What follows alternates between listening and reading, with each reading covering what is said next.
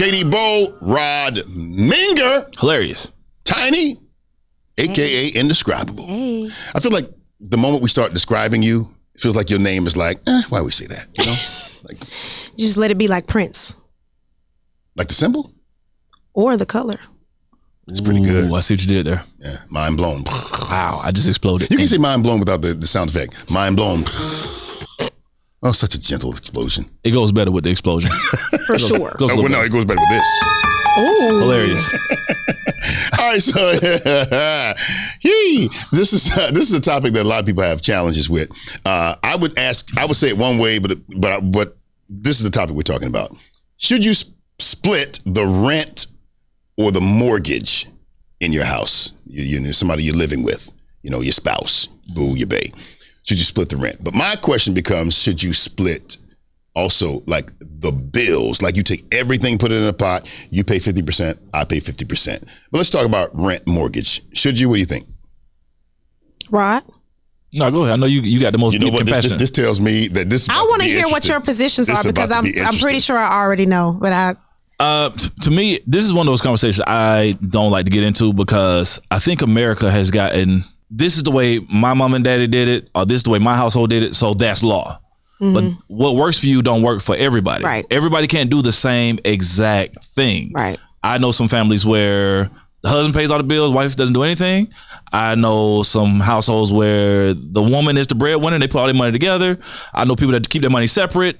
And all these examples that I'm using, these are like relationships that are working. Mm-hmm. Where I've seen one with all the money's together and they're working. I've seen one where all the money is separate and it's working. I've seen it where, you pay this bill, I'm gonna pay that bill, and you pay this bill, I'm gonna pay that bill, and it's working. So I feel like people have to do what works for them. I don't feel like there's a wrong or right answer. And I think the debates get heated because people are like, this is the right way. This is where it's supposed to be. My daddy did it like this. My mama did it like this. And that's all it is. And I think I gave you an example a couple of days ago when we was talking. I knew this girl, she made $250,000 a year. And she dated a dude that made $50,000 a year. Right? Interesting. But she was raised in a household where the man paid all the bills. And that's what she expected. So she wanted to keep her $250,000 and let her husband pay all their bills with the $50,000. That's insane. She's a psycho. But she was dead ass serious.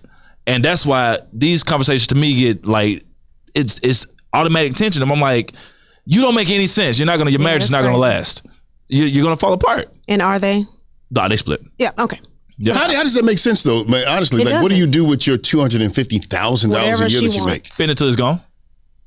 And see, that's sad to me. Mm-hmm. Okay, so when you think about generational wealth, you think about savings and what have you. Mm-hmm. And so somebody is saying, oh my goodness, I can't wait to find a man just like him. Mm-hmm.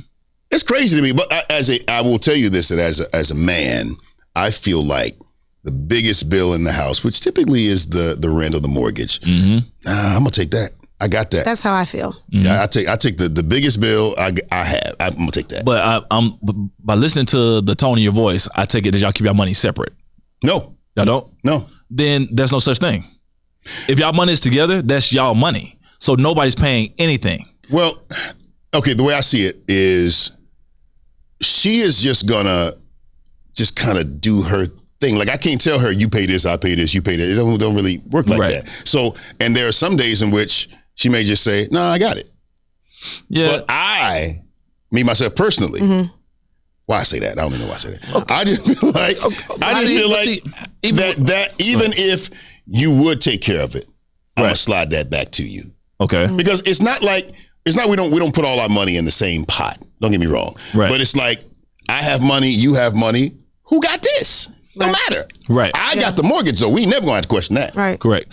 I feel like that's one of those things. I think it's a psychological thing. It has a lot to do with how you're raised, and it has a lot to do with what you're used to.